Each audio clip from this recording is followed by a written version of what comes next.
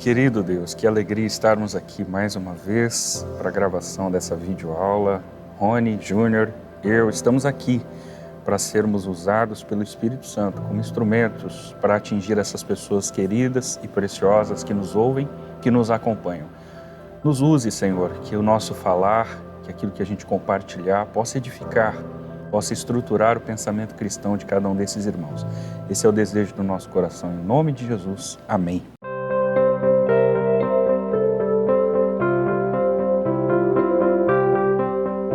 Olá, meus irmãos, paz do Senhor Jesus. Sou seu irmão Diego Fonseca e nós somos a Igreja Evangélica Assembleia de Deus Ministério do Belém, no campo de Presidente Prudente, oeste do estado de São Paulo. Igreja essa presidida pelo pastor Samuel Padilha de Siqueira. E nós estamos na segunda lição do primeiro trimestre de 2021. Falando sobre o pentecostalismo, com mais ênfase na figura do Espírito Santo. Eu já quero estimular você a se inscrever no canal, a compartilhar esse vídeo com o máximo de pessoas, a ativar o sininho de notificações, se você não o fez, para ser avisado a cada vídeo novo, e a curtir, a deixar o seu like. Deixe o seu like e comente aqui nos comentários o seu entendimento acerca dessa perspectiva pentecostal, especialmente a sua experiência com a figura do Espírito Santo. Nós estamos aqui na lição de número 2 e hoje especialmente falaremos sobre a atuação do Espírito Santo no plano da redenção. A começar pelo texto áureo, Atos capítulo 9, versículo 31, nós temos o texto que diz: Assim, pois, as igrejas em toda a Judéia, Galileia e Samaria tinham paz e eram edificadas, e se multiplicavam, andando no temor do Senhor e na consolação do Espírito Santo. A verdade prática, por sua vez, afirma: a atuação do Espírito é contínua e dinâmica na igreja, na vida dos crentes, e os conduz desde a conversão até ao final da jornada cristã. A leitura bíblica em classe, para você que está acompanhando pelo nosso material, você vai encontrar aí com exatidão no capítulo... Perdão, Rony, bagunçou 16. Tudo aqui, cara. Bagunçou aqui, eu não sei o que eu apertei aqui, que sumiu tudo. Desceu tudo de uma vez. Eu acho que eu inverti a página aqui, ó, apertei um negócio. Desculpa aí, Rony. Pera aí, deixa eu só me achar aqui. Ó, inverter exibição, cara. Poxa vida. A leitura bíblica em classe está pautada no Evangelho segundo João, capítulo de número 16, versículo 7 ao de número 13. E nós temos alguns objetivos. O objetivo geral é ensinar que o Espírito Santo atua no plano da redenção. Consequentemente, os específicos é desenvolver o ensino sobre o Espírito Santo como promessa nas Escrituras, destacar o Espírito Santo como consolador e ensinador e, por fim, asseverar que o Espírito Santo tanto reprova como convence o mundo. Quero convidar, como sempre, meu amigo Júnior Santiago para fazer a exposição da introdução e, respectivamente, do tópico de número 1, o Espírito Santo como promessa. Júnior, com a palavra, meu querido. Paz do Senhor, meus irmãos, paz do Senhor Diego. Prazer novamente nós estarmos aqui para falar sobre esse assunto tão importante. A introdução dessa lição vai falar exatamente sobre a atuação do Espírito Santo no processo da redenção, no processo de salvação, na ação da nossa consolação diária, do cotidiano em que vivemos, no nosso dia a dia. O Espírito Santo, ele cuida de nós nos mínimos detalhes e age em nós, por nós, através de nós. Essa ação do Espírito Santo, essa atuação dele, enquanto estamos vivendo este processo de salvação, chegando à santificação, vivendo a vida dentro deste mundo, neste mundo, não sendo do mundo, né, é muito importante de ser estudada. Principalmente porque ela é evidenciada em todo o Novo Testamento. Essa atuação é muito presente. Para você ter uma ideia, a título de início desse tópico, o tópico primeiro, que vai falar exatamente do Espírito Santo como promessa, é evidente que, à exceção das cartas, da segunda e da terceira carta de João, todos os livros do Novo Testamento contêm referências à obra do Espírito. Todos os evangelhos começam com uma promessa de derramamento do Espírito Santo. Quem diz isso é o estudioso muito clássico entre os pentecostais, Meyer Pearman. Ele vai dizer, principalmente também, que o Espírito Santo ele é chamado de Espírito da promessa. Êxodo capítulo 36, na altura do verso 7, Joel 2,28, bastante conhecido entre nós, Lucas 24, Gálatas 3,14, são apenas algumas das várias citações em que o Espírito Santo é entendido como uma promessa messiânica, como fazendo parte do plano e do processo da salvação. O Espírito Santo ele é essa graça e poder prometido ao povo de Deus. É ele quem anuncia no Antigo Testamento a vinda do Messias de várias maneiras. E é evidenciado principalmente ali no profeta messiânico, Isaías 44, e no profeta do Pentecostes, Joel 2. É confirmada também no Novo Testamento, tanto em Lucas capítulo 4, 18, como um exemplo de citação, e Mateus capítulo 12, versículo 18 também. O Espírito, ele participou da criação. Essa promessa, ela é evidenciada já desde o início da Bíblia Sagrada. Desde o Gênesis, nós vemos a ação do Espírito na condução da história, na formação da história, para que culminasse na vinda de Cristo, na sua obra, na redenção da humanidade, que havia se perdido já no Jardim do Éden, através dos nossos pais, Adão e Eva, no pecado original. Portanto, nós vemos a ação do Espírito em toda a história. Ele cria, ele regenera, ele santifica, ele auxilia, ele promove. O Espírito Santo é um espírito dinâmico. Ele provê obreiros para Deus e locutores, ou seja, profetas de Deus. É um espírito que opera. No Antigo Testamento, ele não operava de forma a dar essa sensação de pertencimento, possessão, como houve no derramamento do Espírito Santo em Atos 2. O Espírito usava, como a gente aprendeu lá na adolescência, a conta-gotas. Ele utilizava pessoas específicas para obras específicas. É isso que o segundo subtópico vai dizer. Na Antiga Aliança, eram pessoas chamadas pelo Espírito para exercer funções.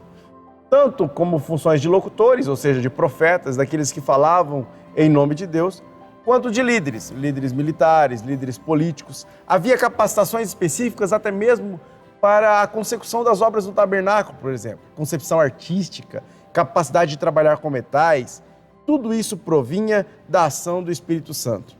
Não havia só ações milagrosas, por meio de milagres, revelações, isso também é utilizado. Mas havia também o uso do potencial latente no ser humano. O Espírito Santo, ele não possui, nesse sentido de nublar e tirar a percepção da pessoa, mas utiliza exatamente cada qualidade da personalidade da pessoa, potencializando isso para o propósito de Deus, para o propósito específico de Deus. Por isso nós temos o consolo de saber que o Espírito Santo vai usar a sua potencialidade. Vai usar muitas vezes o seu modo de perceber a vida, a sua personalidade em prol do reino dele, em prol do propósito a quem Deus destina tanto a sua pessoa, sua família, sua localidade, a sua igreja local e até mesmo o reino de Deus como um todo. Portanto, o Espírito Santo é este Deus maravilhoso que age nos mínimos detalhes, tanto no curso da história quanto no plano da salvação individual, na nossa vida cotidiana.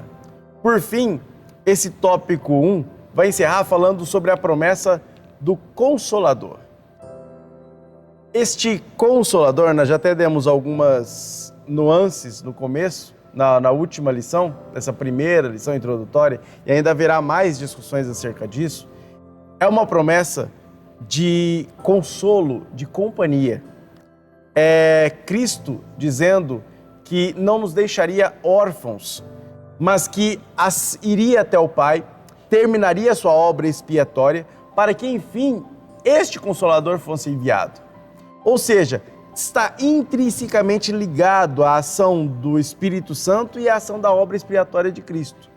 Cristo, terminando a sua obra expiatória, providenciaria com que, após a sua ressurreição e assunção, o Espírito Santo descesse a preparar a sua noiva.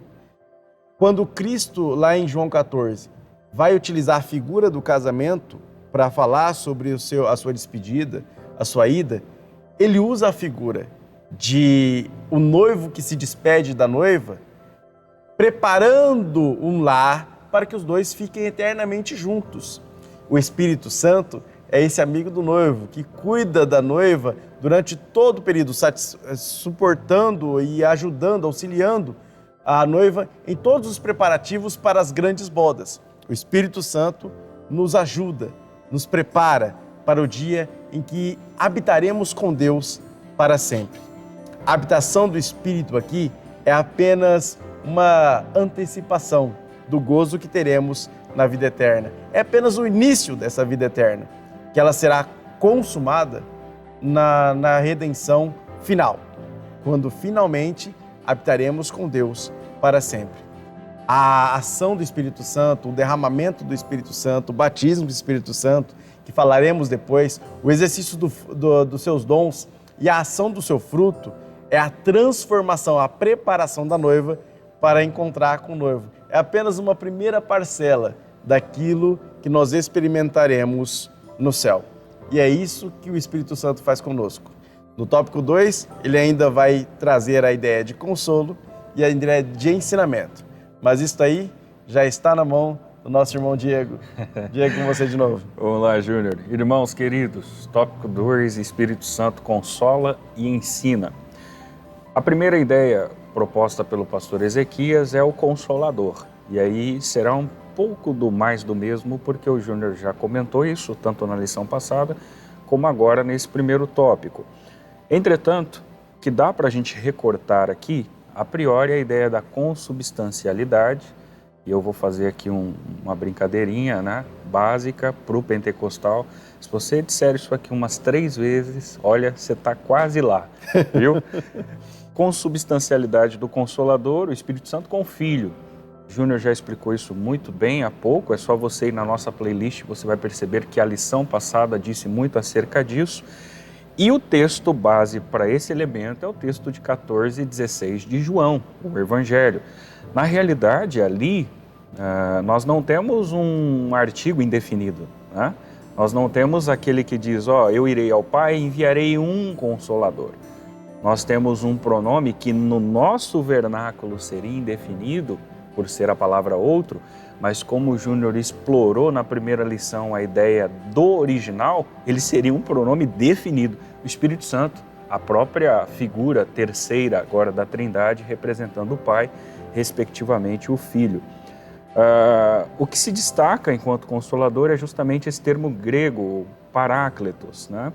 Que evoca a ideia de defensor, de advogado, intercessor, auxiliador. A própria matéria vai dizer para nós aqui na revista que é o estar ao lado para ajudar. Outros teóricos dizem que é aquele que pleiteia a causa de alguém perante um juiz. Outros ainda dirão estar ao lado no dia da aflição. Todos estes ou estas exposições faz sentido quando entendidas pela figura do Espírito Santo representando o Consolador. Porém, o pastor Ezequias explora uma outra característica desempenhada pelo Espírito Santo, o ensinador. E aí nós temos outra evidência da manifestação da Trindade, porque agora nós temos a manifestação dela, biblicamente sustentada, como aquele que ensina. Jesus, no capítulo 6, verso 45 de João, sustenta que o nosso Deus ensina, e isso é exposto pelos profetas. Você abre a sua Bíblia no Evangelho conforme Mateus capítulo 4, ou depois no capítulo 7, respectivamente versos 23 e 29, você vai perceber que, num primeiro momento, Jesus percorre toda a Galileia, vai às sinagogas e utiliza a sua pedagogia. Consequentemente, no capítulo 7, Jesus está na continuação do Sermão da Montanha. Isso fala de ensinamento. Jesus aplicou o ensino. Isso está exposto nos evangelhos.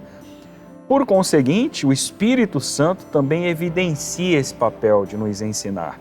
Aliás, a ideia construída por Paulo na primeira carta aos Coríntios, capítulo 2, versículo 13, é aquela da qual o Espírito que nos ensina a compreender as Escrituras para a evangelização. Eu faço uma associação desse texto com a proposta de Atos, capítulo 1, versículo 8. A ideia do dunamis, do grego, a ideia do dínamo, a ideia da dinamite, da efusão, do poder, da virtude que viriam sobre aqueles irmãos e, respectivamente, sobre nós, a ponto que eles seriam testemunhas em Jerusalém, Judeia, Samaria e confins da terra. Isso está vinculado com a proposta de evangelização. Na realidade, irmãos, nós conseguimos esboçar, expressar a palavra de Deus e essa palavra vai surtir efeito em vidas pela ação do Espírito Santo. No Antigo Testamento, nos profetas já dizia que nada é por força ou por violência, mas é pelo agir do Espírito. Enquanto você fala com essa graça e unção do Espírito Santo, ele age, convence e leva o sujeito à conversão, aceitando a Jesus como Salvador. Eu finalizo a proposta do tópico de número 2 apresentando o Espírito Santo como ajudador. E aqui nós temos mais uma vez o pastor Ezequias revocando a figura do Paráclitos enquanto ajudador. Aliás, nesse momento, para fazer um filtro da exposição que se dispõe aqui, eu recorto um trecho que ele diz: ninguém vai se lembrar de algo que nunca viu, ouviu, leu ou aprendeu antes. Irmão, isso aqui me fez lembrar do ensino fundamental e em alguns momentos do ensino médio. Porque eu me lembro que ainda muito jovem, obviamente, na adolescência, em algumas circunstâncias, Júnior, a gente chegava para fazer aquelas belas avaliações de química, de física, especialmente no ensino médio, que eram deliciosas. E aí a oração era imprescindível.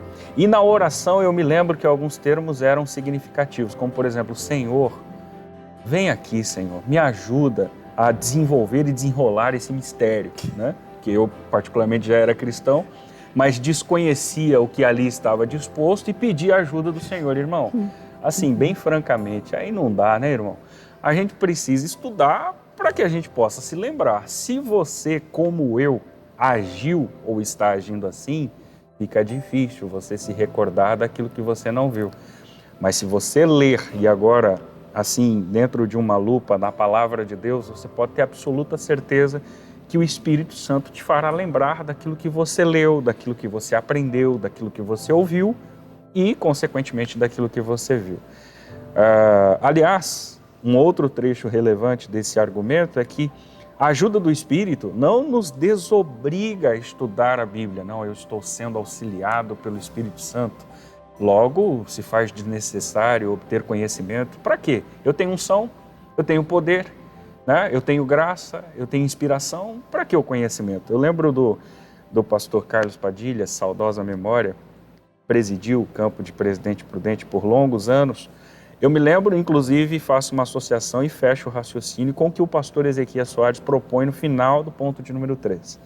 Os que defendem a ideia de que não é preciso estudar e nem se preparar para fazer a obra de Deus, são justamente estes que dizem que, uma vez cheios do Espírito Santo, você está desobrigado a estudar a Bíblia. O pastor Carlos dizia isso: a chamada é divina, mas a capacitação é humana. Então você precisa entender que Deus te chamou, e te chamou mesmo. Você pode ter absoluta certeza que você foi chamado por Deus para um propósito. Tenha absoluta certeza. Agora, não limite os ministérios. Às vezes nós limitamos o ministério a, por exemplo, pregar e cantar.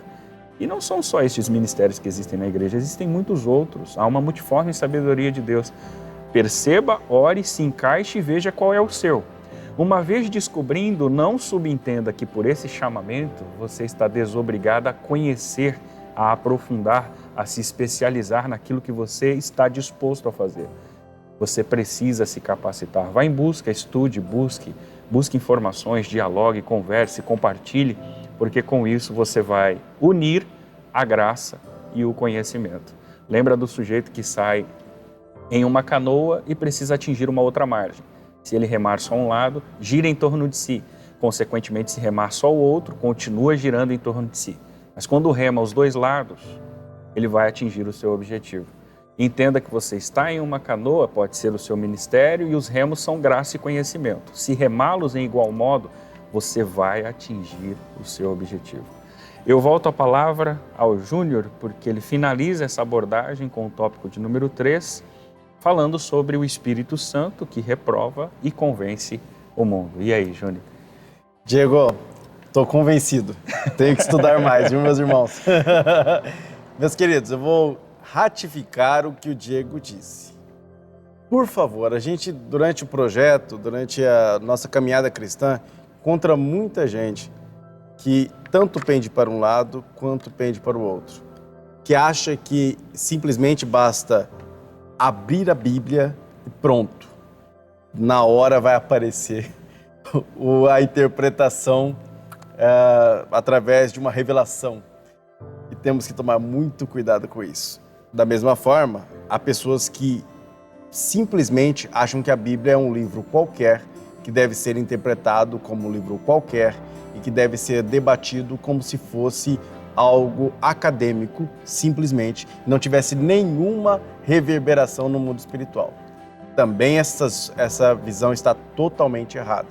Nós podemos observar que realmente o Espírito Santo está aqui para nos ajudar a entender através da palavra de Deus e do exame, do esforço, do conhecimento, da busca, o entendimento acerca de Deus e a nossa proximidade de relação. Quando eu amo, e aí eu vou de novo, aí o Rony fica brincando comigo, que eu estou citando demais minha esposa, mas eu vou de novo citar o caso da minha esposa, tá? Se eu amo a minha esposa, eu quero saber mais acerca dela. Estou casado há 12, vai para 13 anos. E ainda não conheço minha esposa direito, preciso conhecer mais. Da mesma forma, como eu posso dizer que amo a Deus se não me interesso em nada dele? Se não me interessa em saber acerca do que diz a palavra de Deus, o que ele diz acerca de mim, do nosso relacionamento. Não existe modo de eu amar alguém e não conhecer. Isso é coisa de filme. Amor à primeira vista, não existe isso. Amor é verbo, é construção, é ação, é prática. Portanto, é preciso estar junto. Nessa ação, o Espírito Santo é mestre. A ação dele em convencer o mundo do pecado é essencial para que o mundo entenda, para que cada um de nós entendamos o tamanho da nossa necessidade.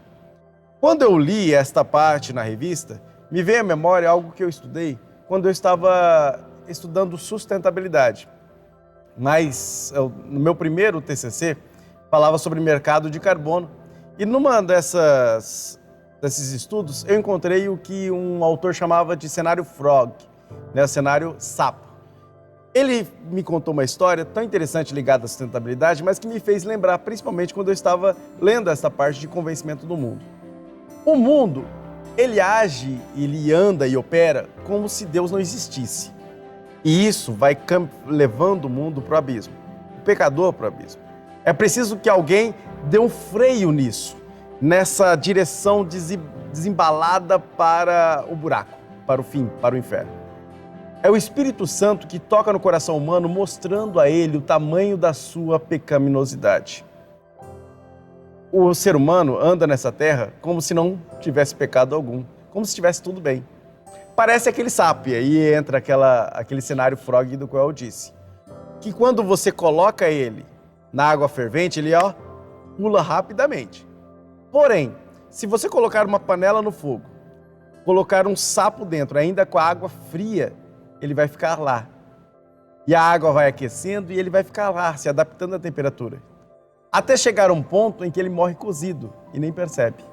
A mesma coisa se refere ao meio ambiente, à sustentabilidade, mas também se refere ao ser humano e seu pecado.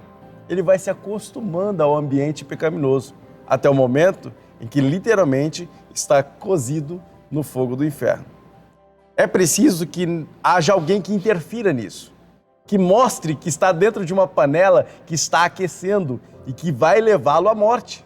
O Espírito Santo é esse agente que convence a nós, sapinhos, que estamos nesta panela, de que precisamos pular fora desta área pecaminosa, deste lugar de aquecimento. É preciso, portanto, salvar-nos. E quem faz este convencimento? O Espírito Santo. É Ele quem nos auxilia a sair desta panela fervendo. Aqueles que não se convencem da sua pecaminosidade, aqueles que não entendem o tamanho do seu pecado, como diz João 3,18, já estão condenados. A água vai aquecer e o sapo vai continuar lá dentro. O Espírito Santo também convence, principalmente, do pecado da incredulidade. Porque, na verdade, é esta a referência. O pecado da qual o mundo é convencido é o de não crer em Cristo, de acreditar que não precisa de um Salvador. E nós precisamos ardentemente de um Salvador. Como eu já disse, o Espírito Santo também convence o mundo da justiça. Que justiça é essa? João 8,46. Da justiça de Cristo. Demonstra, através do sacrifício de Cristo, o modo como fomos resgatados da morte. E mostra, como diz Romanos, que nós já estávamos sentenciados, que já havia um salário a ser resgatado pelo nosso pecado, e o salário era a morte. Mas que também havia um dom gratuito, mediante a justiça de Cristo. Nós somos justificados não pelas nossas ações, mas pela obra de Cristo na cruz. E é preciso que nós entendamos que não é justiça nossa, mas a justiça dele. Não é aquilo que nós fizemos, mas aquilo que ele fez. Não é aquilo que nós fazemos, mas aquilo que ele já fez. Portanto, Deus ainda não nos vai dar o melhor. Tem muita gente ainda dizendo, olha, Deus tem reservado o melhor para você. Não, meu filho. Deus já deu o melhor para você. Cristo na cruz. Não há nada melhor que isso que Ele possa dar. Portanto, o Espírito Santo nos convence dessa justiça.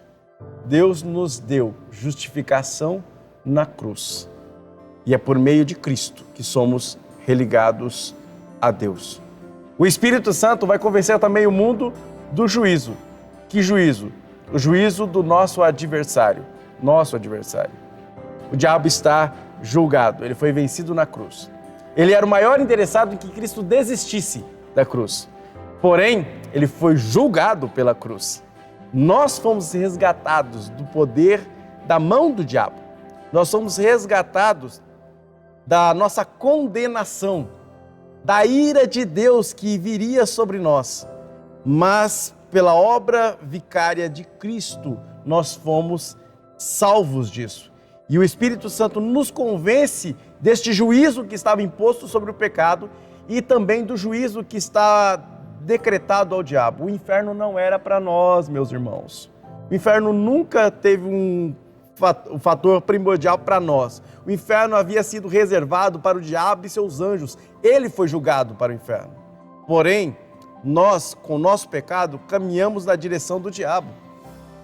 Graças a Deus por nosso Jesus Cristo, que nos convence do pecado, da justiça e do juízo que foi decretado para o diabo e para aqueles que o seguem.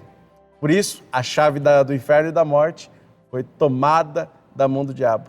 E nós agora não mais pertencemos por direito a este condenador e acusador. Nós somos de Cristo. Ele habita em nós. E o Espírito Santo é a garantia dentro de nós de que se nós fecharmos os nossos olhos, agora nós sairemos desta vida para uma melhor vida, ou para a única vida que é uma vida verdadeira. O inferno está destinado ao diabo e seus anjos. Para nós repousa a esperança e a alegria de uma vida com Deus e de uma vida eterna, ladeados e cuidados, gerenciados e ensinados, ajudados, como dizemos até agora, pelo Espírito Santo de Deus, meus irmãos. É isso aí, Diego. Olha, irmãos, que alegria ter você aqui com a gente. Nós concluímos essa lição a partir de tudo que foi dialogado com a máxima abordada pelo pastor Ezequias na conclusão, de que o Espírito Consolador atua tanto coletiva quanto individualmente. Quando atua coletivamente, ele abarca a igreja, faz com que a igreja prossiga, prevaleça, cresça, se desenvolva. É aquele texto sacro: as portas do inferno não prevalecerão contra ela. Aliás, um adendo a esse texto, uma pandemia não prevalecerá contra a igreja, não é? Mas também nós percebemos que o Consolador atua individualmente, aí a conversa é entre ele e você, entre eu e ele. É uma conversa bem específica. O Espírito Santo atua tanto coletiva quanto individualmente com um propósito. Qual? Nos conduzir nesse processo de salvação. Somos educados, somos amadurecidos, somos moldados pelo Espírito Santo. É Ele quem nos toca, é Ele quem nos corrige, se entristece quando agimos equivocadamente. E tudo isso o faz porque exerce um papel intercessor conosco aqui na terra, advogando as nossas causas. Assim como, em igual modo, o Senhor Jesus, como o Júnior colocou na lição passada, advoga as nossas causas junto a Deus nos céus. Nós temos esses intercessores ao nosso favor. Na realidade, esse intercessor, representado na figura do Espírito Santo e na figura do Senhor Jesus Cristo. Mas com especificidade, enquanto Espírito Santo, o Consolador, aquele que está ao seu lado nos dias de aflição. Dias estes que Jesus já havia dito, e que se você estiver passando por eles, e por certo, se já passou, há de passar outras vezes, tenha a convicção plena de que Ele sempre estará ao seu lado nos dias de aflição. Com isso, caros irmãos, nós finalizamos a lição de hoje. Alegria estar com vocês, alegria estar contigo, Júnior, contigo, Rony, alegria poder expor a palavra de Deus e falar do Espírito Santo. Que bom que você esteve aqui. Lembre-se em compartilhar esse vídeo, em deixar um comentário, em registrar o seu like ou o seu dislike e levar aí essa palavra para várias pessoas. Deus abençoe você, que Deus abençoe a sua família, em nome de Jesus. A paz do Senhor, meus irmãos. Prazer ter você conosco mais uma vez, ter a companhia do meu pastor Diego, e que Deus te abençoe. Compartilhe, comenta aí. Tenho certeza que o Espírito Santo vai tocar no seu coração para você tocar nesse like. Tá bom, meus irmãos? A paz do Senhor. Fique com Deus.